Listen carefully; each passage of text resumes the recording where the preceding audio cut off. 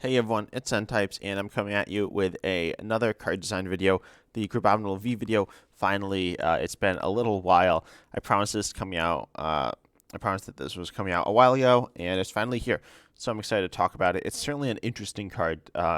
It's kind of weird. I wasn't exactly sure how to rank this. I honestly thought of this video idea at like 2 o'clock in the morning or something like that. So yeah, it's weird, but you see that the community rating here.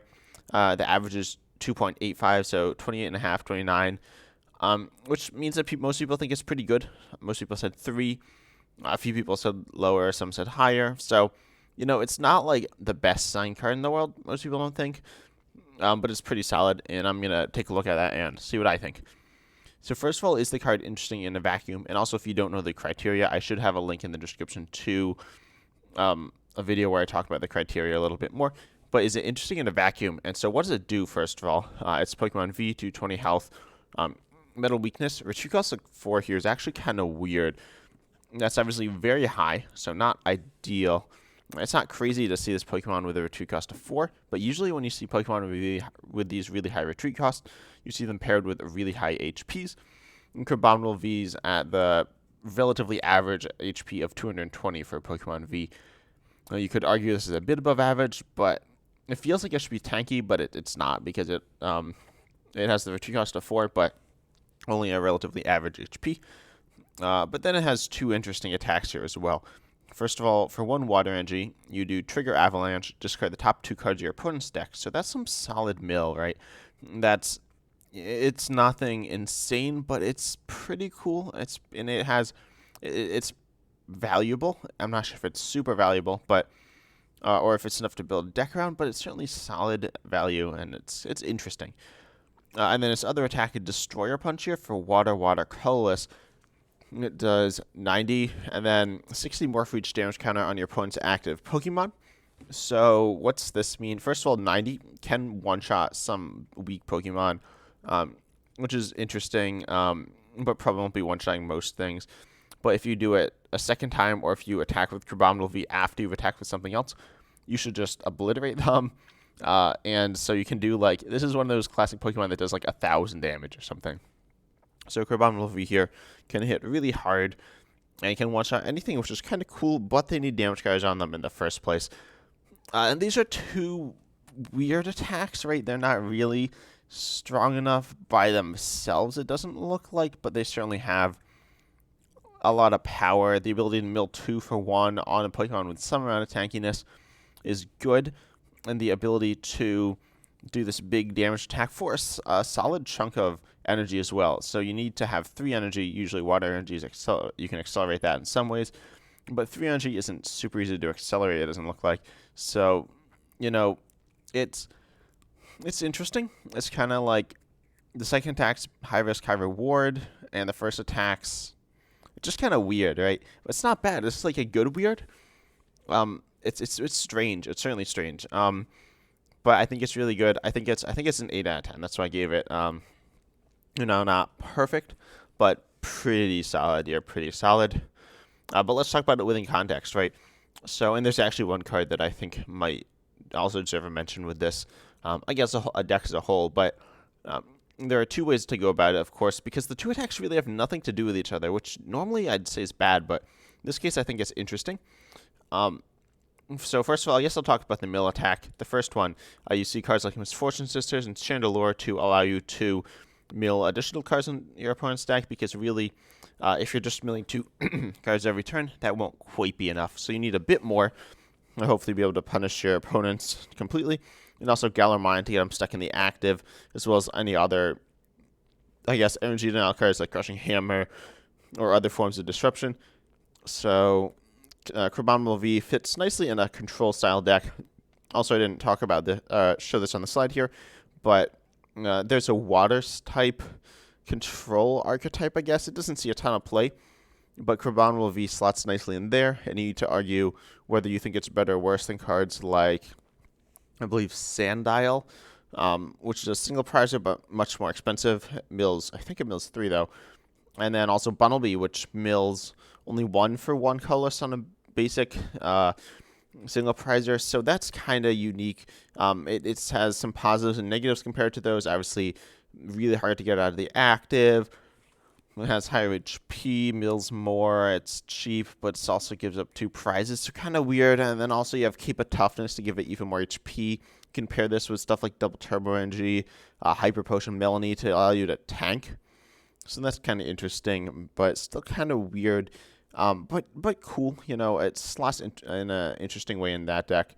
And then probably the better use of it is its second attack here, because really milling 2 for 1 isn't quite enough all the time. But you can power it up with Frostmoth or Origin Form Palkia V-Star, and it's seen playing both of these style of decks. In fact, it was I was gonna say it was the missing piece for Frostmoth. It was not, but it certainly helped that deck out. But then with Palkia V-Star, Crabominable V-Star, some play. Is it great in the deck? No, but it sees a solid amount of value there, especially because you compare it with stuff like the Genuine Inteleon or the Glaring Zigzagoon, allowing you to place extra damage, and that's the way that you power this up in terms of getting the damage on your opponent's Pokemon. As I said, you can power it up with Melanie, but that's a bit awkward. But then you can also attack with something like Radiant Greninja first to get damage counters on multiple Pokemon, and then attack with Crabominable. Or you can attack with something like the Lapras from, I don't know, I want to say Lost Storage. And there's one that paralyzes. You compare that with this Crabominable. You can also use the Articuno. There are a wide variety of powerful water attackers, and Radiant Greninja really pairs nicely with this as well, allowing you to, as I said, set up the damage, so it sees solid value.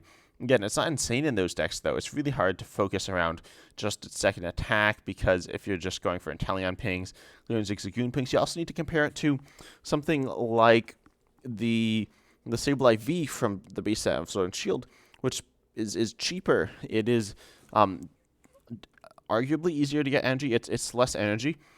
Dark type, you have Dark Patch now, and you can, of course, just use Raihan as well.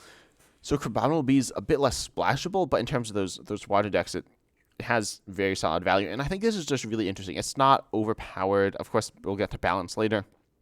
But in terms of its uses, it's not like in every deck, but it's a consideration in a few different styles of decks, and that's really interesting.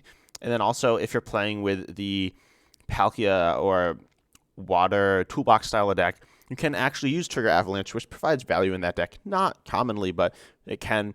And then on the other hand, you can also use Destroyer Punch if you're using a Mill style deck. That's probably less likely, because with Galar Mine, you want to get something stuck. But, it's an interesting card, having some solid options across the board. And I think this deserves an 8 out of 10 for that. As I said, it's a weird card. It's a really weird one, but it's pretty cool, and then, is it fun to play against? So, no, not really. I was trying to think of how to say it, but no, it's not that fun to play against, because, well, it's like Mill and control stuff, and that's just not really ever fun to play against, especially Mill. Mill's never fun to play against. Your opponent just getting rid of random cards. It always feels luck-based. If they're playing Galar Mine, it's, like, annoying because now you can't attack or do anything. So I think it's one of the less interesting types of decks to play against. Mill combined with control is kind of annoying. Yeah, even more annoying than regular control, which I myself play a lot of. I don't play a lot of Mill-style decks, but I play a lot of control-style decks. So Galamine's annoying to play against. Also, the fact that it just one-shots everything was kind of high roll. It's just not that fun to play against. Like, you're not thinking, oh, I can go in with my Hisuian Gudra V-Star, which has, like, 400 HP and survive. No, you're gonna die. Like, you can Fantina, Hisuian Gudra V-Star, stick on something else to tank even more, and you can just get one-shot by Crabominable because they just do absurd amounts of damage. So that's kind of annoying, and with a Pokemon that you just can't ever defend yourself against. And then it plays Inteleons oftentimes, which is just kind of annoying to deal with as well. So it's not horrible, though. It's not like anything atrociously awful, because a lot of the times it's just an attacking threat, which really any deck should be prepared against, right? You want to have some way to deal with some attacking threats, but it's still kind of annoying to play against. So it's gonna get in this category a 3 out of 10, right? It's annoying, not the worst. As I said, I focused on the control aspect of that, but the attacking aspect, it doesn't make the game more interesting. It just makes these strong decks that are a bit annoying and a bit overpowered even better with this Pokemon that can one-shot anything and also feels luck-based whether they get it up or not, so it's just annoying. And it doesn't have great counters either. There aren't any great metal counters. You could argue the Zamazenta or the Zamazenta V, but they're not super splashable, so people don't really play them. I guess they are splashable, but people don't play them, and they don't feel great as counters to this. They just trade evenly. So, well, Zamazenta from Crown Zenith trades positively, but it's awkward to put into a lot of decks. So, and it one-shots it anyway. It doesn't even need weakness. And unless they haven't taken a prize last turn, in which case it doesn't one-shot it, right? So there aren't any Pokemon that really take good advantage of its weakness, which I think is a bit annoying for a Pokemon like this, which wants to get countered. I guess saying it wants to get countered is kind of weird, but it would be nice to have some way to really be able to counter this. It doesn't have an ability that you can go after. It is Pokemon V, but that's not saying too much. And just its weakness. I think it would have been nice if it had a different weakness here. And then lastly, is it balanced? I don't really have too much stuff on here. It's displaying Palkia, which is kind of overpowered. That being said, the Crabominable V itself is kind of underpowered, right? You don't see it too much. I think it's pretty close to being very well balanced, though, because it sees, I think, about the right amount of play, just maybe a little underpowered, especially the first attack. It just sees almost no play and control, which is, it should be viable in that deck with Trigger Avalanche. Trigger Avalanche just feels like filler a lot of the time. It is a fun attack to use, but it's not necessarily super well balanced. So, I mean, it's still pretty good though. It's not perfect, but it's pretty close. I give it an 8 out of 10 here. Another 8 out of 10, right? Really, really solid score. Nothing amazing. And then not very fun to play against, right? It's not horrible. Maybe 3 out of 10 is harsh, but I think it's not a card that's super fun to play against, other than maybe seeing your opponent do some funny combo. But you know, it's not fun to just lose, right? So that gives it an overall score of 27 out of 40, which is pretty close to the ranking that people gave it. And so it's kind of a mess, but it's also very fun. You can do some funny stuff with it. It's very powerful at sometimes, a bit inconsistent, but it's cool, right? It's a unique card design that I don't think we've really seen before, where it just, I don't know how to describe it. It just does stuff, and they just threw some attacks on the card, sent it out, and it's just cool, right? It's decently well balanced, so you know, it's certainly a fun card. I'm interested in hearing what your thoughts are, though, down below after you've heard mine, because obviously it's cool, but it's weird. It's certainly something, but you know, it I don't know. It's so hard to talk about because it's just these weird amounts of play. It's like some people probably think it's really bad, but it's not. It's viable, certainly. It doesn't stand on its own. It stands beside these, like, the one very dominant deck in Palkia, and one weird deck in Control. So I don't know. I'm just interested in hearing your thoughts, though. I hope you enjoyed. I certainly think this is a well-designed card. And I hope Pokemon makes more cards like this. But as I said, I hope you enjoyed. And as always, I'm excited to see you in the next video.